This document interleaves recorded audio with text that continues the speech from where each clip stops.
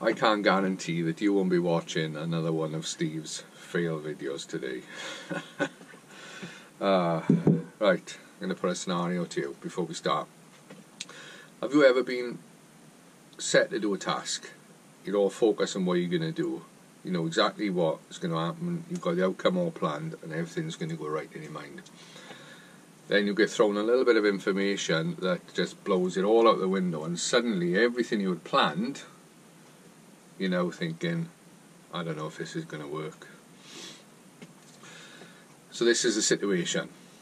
I fitted them hardrace extended ball joints. We were expecting some bumps here. Now I've already done a test. I'm going to take you through all of that in a minute. We've got a major problem. As it stands, the car is just not going to be good. We have massive bump steer issues. So my plan was fix bump steer, raise the steering rack. Someone said to me on Facebook, that's not going to work. It's going to make it worse. Now, I spent last night doing drawings. I had a protractor out. I had my compass out. I was looking through angles, dimension, scenarios. And what he said is very credible and very possible that it will fail. But lots of companies sell rack raisers to cure bump steer on different cars. You've got the Civic EB3, S2000, I've googled there's other cars. It can fix bump steer. But I suppose it all comes down to the geometry of your part. It's a very, very complicated subject. Now, before we go and look at the car, what we're going to do today, we're going to read the bump steer. I'm going to show you how my gauge works. But firstly, let me tell you what bump steer is if you don't know. So bump steer basically is, you know, in your car you've got your wheels, you've got your toe angles, which is your tracking, which is your wheels in and out. Bump steer is as one wheel rises, or both, but we'll just look at one, as this goes up the suspension travel. If the geometry of your lower wishbone and your tie rod are out, as that wheel comes up, it can turn.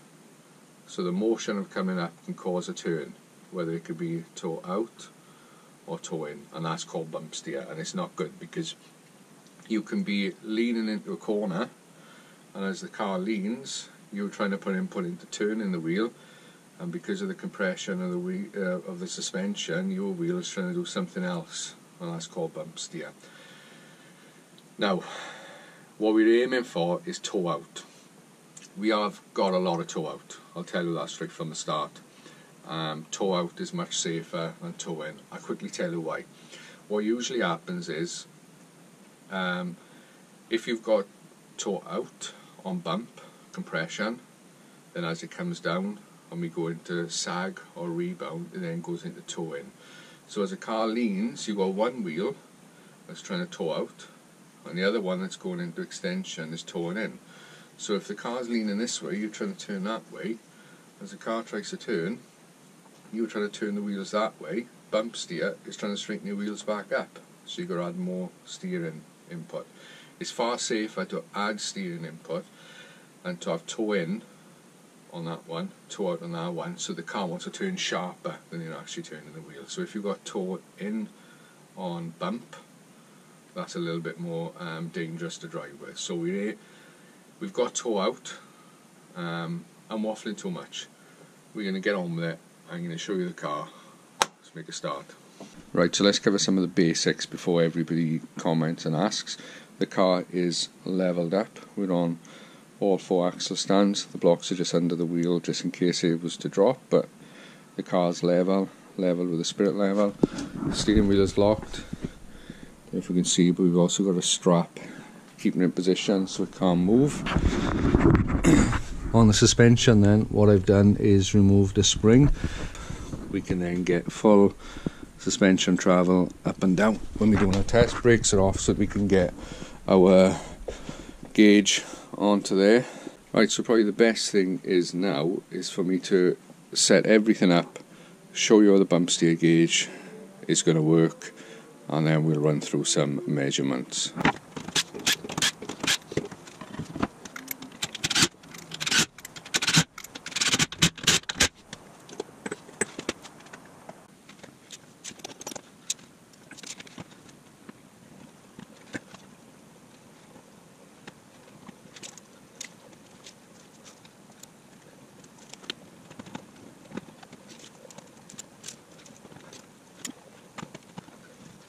So this is his setup. Now it's quite time consuming to get it all up and running. First of all, we've got a bottle jack under there. That's holding the suspension at ride height. Now what I did was, for my ride height, was I took measurements from here to the wheel arch as it was before. Since fitting these ball joints and going 10mm lower, so I've compressed the suspension up a bit more, so I've allowed for that 10mm. This board here is hinged there. We've got the corner bracket there, which just rides up and down, and that's our DTI gauge, which is, as you can see, zeroed out. I've marked out every 10mm up to 80mm, we won't get that high, and done the same for that side and going down. Now the way this works, I've equalled the gap, is 69mm from here to here, they both equal. This bracket will keep an equal distance as it goes up and down, so then the DTI gauge will read any difference in the turn of the wheel and the bump. We're leveled out on the board. I now know when that's on the marker there, that on the marker there, I know that's level, so I don't have to keep putting a level on this board, because as it comes up there's no room for it. I know as long as them two lines match up, we'll level. The battery on there is just to weigh it down so it doesn't move. So what we're going to do now is I'm going to jack the suspension up, and I'll give you the readouts from the DTI gauge every 10mm. Okay, so we'll jack him up to 10. Now the inner one is reading 1, so I know that's going to be my reference. So I've just moved the jack, so it's gone a tad, so let's keep an eye on him as we go up 10mm. So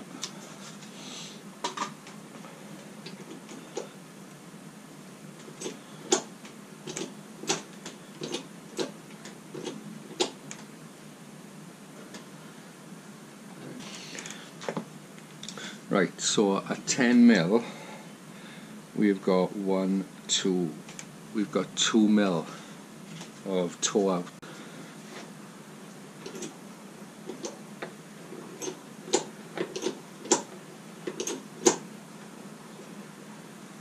So at 20mm a bump, we got 4.1mm, so we're going to put that on as 410. Let's go to 30mm.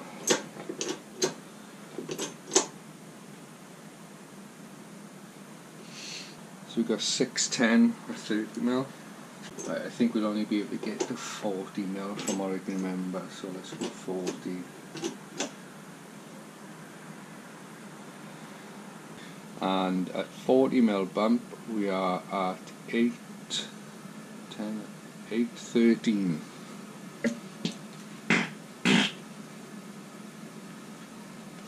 Right, so now we're going to look at droop.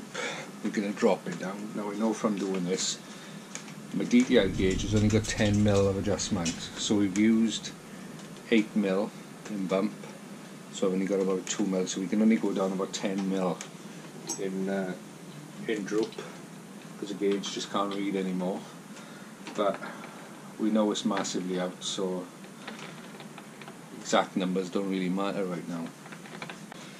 Right, so that is 10mm of droop, rebound, whatever you want to call it, and we have got almost 2.3. Before I fitted the roll centre ball joints and new wishbone bushes, I took standard measurements, so I'm going to take you through what they are first. Now, this is what we've got standard. So, all of these are the bump, then we've got rebound. So, a 10mm compression standard, we had 50, which is 0.5 toe out, 20mm 105, so it's just over 1mm, 30mm 180, so 1.8mm, 40 230, 50 360. So 360 is 3.6mm, so a 2-inch 50mm compression on the standard suspension, we had 3.6mm toe out, which is a lot. For a factory setup, that is a lot. And as some people know, my car's not lowered a lot. I was probably about 10mm lower than standard. So in that case, basically all you've got to do is move their measurements down. So if you went to standard height, you could say 40 was 50, but you can still see there's a lot of bump steer on a standard car. Still drives fine. And as for rebound, it then goes the opposite, it goes toe in. So at 10mm rebound it was 0.35mm, 20.7, and at 30mm just over a millimetre of toe in. So because it was out quite a lot as standard, it was part of me thought, what if them ball joints improve it? Well, I can tell for a fact they didn't. As you've just seen, they've over doubled it. So let's have a look at what we got. So what we just read there was a 10mm bump. We have 200mm toe out. Also, it's worth pointing out that we've gone to a new ride height now. So basically, I've jacked it up 10mm. So if you were to do a complete transfer over of the settings, really 40mm there would now be at the 50 height. So all a bit confusing, but still. So we had 2mm, 200 at 10mm, 20mm was 410, 30mm 610, 40mm 813. So that's just over 8mm of toe out at 40mm compression. That's massive. The car would probably be terrible to drive. That is just, we can't work with that. If we can't fix it, the ball joints are going to have to go. I'm going to have to go back to standard, and they weren't cheap. So I think, what did I pay? 150, 160 pound, something like that. I can't remember. And the other setting then was the toe in. So we had 2.3mm of toe in at 10mm compression. That is heading for massive numbers as well. Like I said, I can't go anymore because my DTI gauge only does 10mm of range of movement. Now it comes to the stressful bit. Can we, you just checked your phone, didn't you? It was my phone. That happened in the other video, everybody's checking their phone, that was mine, not yours. So, can we fix this by raising the rack? I think we can. I've looked at it and I think it will improve it. If it doesn't, ball joint's got to go. So I'm going to now move all this out of the way and we're going to start prepping for raising the rack. So if it all goes to plan and we can raise the rack, which we don't know yet, I think there's room for it to go up. If not, we're in trouble, but I'm hopeful. I've prepared myself with some new bolts. These are 10.9, same as the standard ones are 10.9. They're just 15mm longer. They're actually 10mm longer, but you've got the extra 5mm addition of what thread is missing there. So we've got 15mm thread more than the standard one. So the plan is, I'm going to use these just to pack it up as a temporary measure, just so we can get keep adding them, and then we can see if it changes, what changes, and if it works. And then if it all goes to plan and it works, we'll then swap these out for a proper spacer or something once we know it's going to work. So hopefully you can see in there, there's the first bolt. I've just loosely put it in. There's one now, I'm not sure if you can see, but there's a bolt down there. We got to get to him, and then there's another one like that one the other side. So on this side, the steering rack bolt that's just in there, it's, although you can get a ratchet on there, there's just no range of movement to try and get it undone. So we're going to do it like this.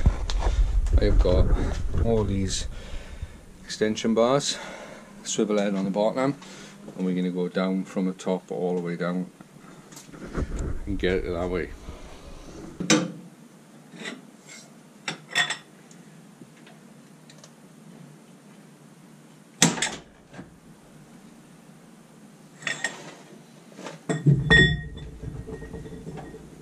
What was that? Oh, I thought something had snapped, but it hasn't. Just released it and then just popped off. So we slack now. If I hold the end over there, I'll twist in from the top and see it doing its thing. So I'm going to go for the middle bolt, exactly the same. If I had room under the car, I could get at it, but it's quite tight under there, so I'm going to do exactly the same. Get it from the top, make my life a little bit easier. Right, I can confirm the rack will raise with ease. Got a crowbar under the rack. Now if I prop them up, see one up. Nice. Now what I'm going to do is position it inside the car, and you can see how that reacts with the telescope inside. Right, so that's the steering mechanism. This bit here is a slider, so it telescopes. What I'm going to do now is I'll go to the steering rack, move it up and down, and you can have a look how that works.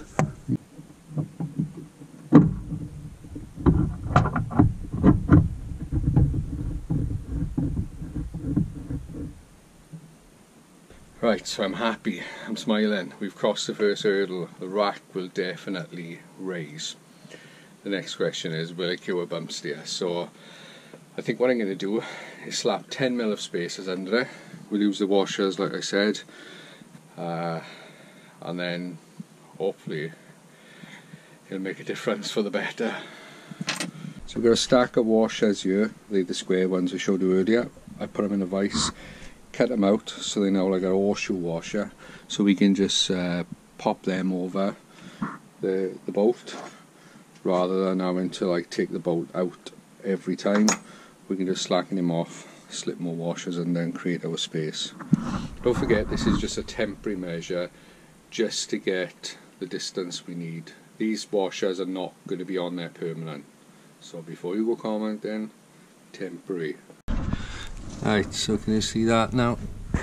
4 of them in it. I got the middle one to do, I've done the far side, so once the middle one is done we'll nip the bolts up and then we'll start prepping to measure the bump steer. But it's really time consuming setting all this up, and we're going to have to do it quite a few times, but hopefully it works. Right, so we are set, ready to go. Everything is set up, levelled out, but I'm afraid to try it. Gotta go for it, don't we? Right, what I didn't say earlier was, if the rack raising doesn't work, there's the option of custom rod ends. I did want to avoid that, but that's another option. But for now, let's give this a go and hope it works. Right, so we're at ride height again. We'll go 10mm, see how that goes. So that's 10mm, and we've got 80.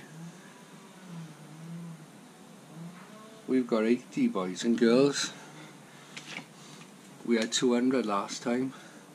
So far so good. At 20mm we have got 265. It is working. Let's go to 30mm. 360. Let's go to 40. So that's showing 375. Now I need to go back and check 30 again to make sure I got that right. I can't tell how relieved I am. I am absolutely chuffed. Chuffed, I tell you. Let's have a look at the measurements. So we're not there yet, but we're getting there. So when I first started on camera, saw the measurements, I made a mistake. I read, this was what I had first time, I went 80, 265. Now that was actually 165. I jumped, I misread a millimetre, so I redone it. We had 57 instead of 80 on the first one, so they're pretty close. We are talking tiny measurements here, so 0.57 of a mil, 1.65 mil, 2.6 mil, 3.5 mil. Remember what we had before? We were 200, 410, 610, 813. Now that difference is absolutely mega, and the toe in at 10mm went from 230 down to 50. Oh, that's unbelievable. Right, so I'm going to put another 5mm in it. I don't know whether that will correct it to perfect, but we're already at standard spec. Let me find the standard specs. So if we compare standard, we were let's move slide that across.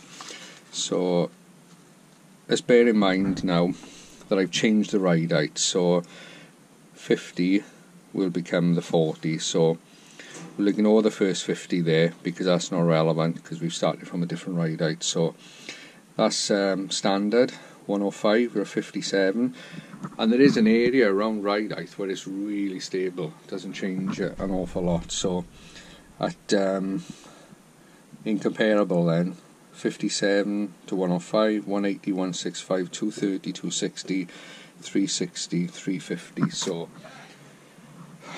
we're pretty close to standard spec. Now standard spec is quite bad, so we're going to go for improving it, and wow, what a relief. So what I'm going to do now, 2 more of these washers, we're going to go around and plonk them into all 3 mounting points. Now it is a really time consuming process because I've got to dismantle all that out of the way, undo the rack, so it'll probably take me about half an hour until I can get back doing that. So I can't tell how happy I am right now. Right, let's go and do it. Right, we're set up ready to go again. What I've done is I have put another 3 washers in. What I thought was, rather than go up to another 2, we'll go up another 3, so we're at a total of 17.5mm. And incidentally, the bottom ball joint was 17mm longer, I think, so let's see how that works out. So we're going to zero this out, try and get it close, so eyes on 0, level there. Let's take our new measurements.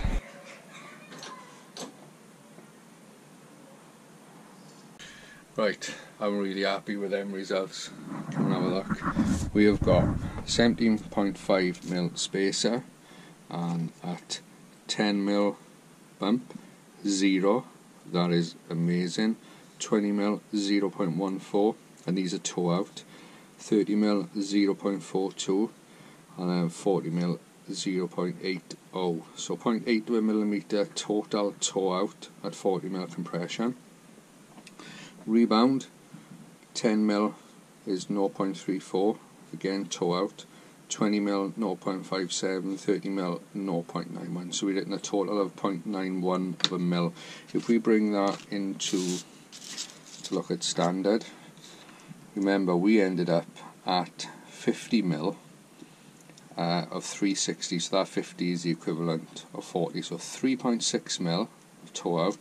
We reduced that to 0.8 of a mil. That is mega. And then on rebound, we have gone from toe in, so it was toe in standard. We've now transferred that to toe out to just under a mil. Now, for me, I think that is pretty much near as damn it. I run the test twice, and I've got very similar results. It was about 10-15 difference. So I'm pretty chuffed with that. I think that is as good as I'm going to get it. I don't think there's any room to go bigger spacer, you wouldn't want to, but like I say, we've brought that bump down so far, that is unreal. You're going to need a longer bolt. I bought a 75, I've put down 80 because I've added another 7, no, I've got another 2.5mm, so 3 bolts at 80mm, and remember they need to be 10.9 or stronger. So go over that again, 17.5mm spacer, probably get away with 17, it's not going to be the end of the world, and an 80mm bolt at 10.9, and I think it's M12 of memory, M12 by 1.75, I think. I'll try and put it in the description, I've got it written down somewhere. I'm pretty sure it's M12 by 1.75. So absolutely amazing result. I am over the moon. Right, thank you very much for watching this video. Hopefully you've enjoyed it, learned something new. I don't know, thanks for watching, I'll see you on the next one, bye.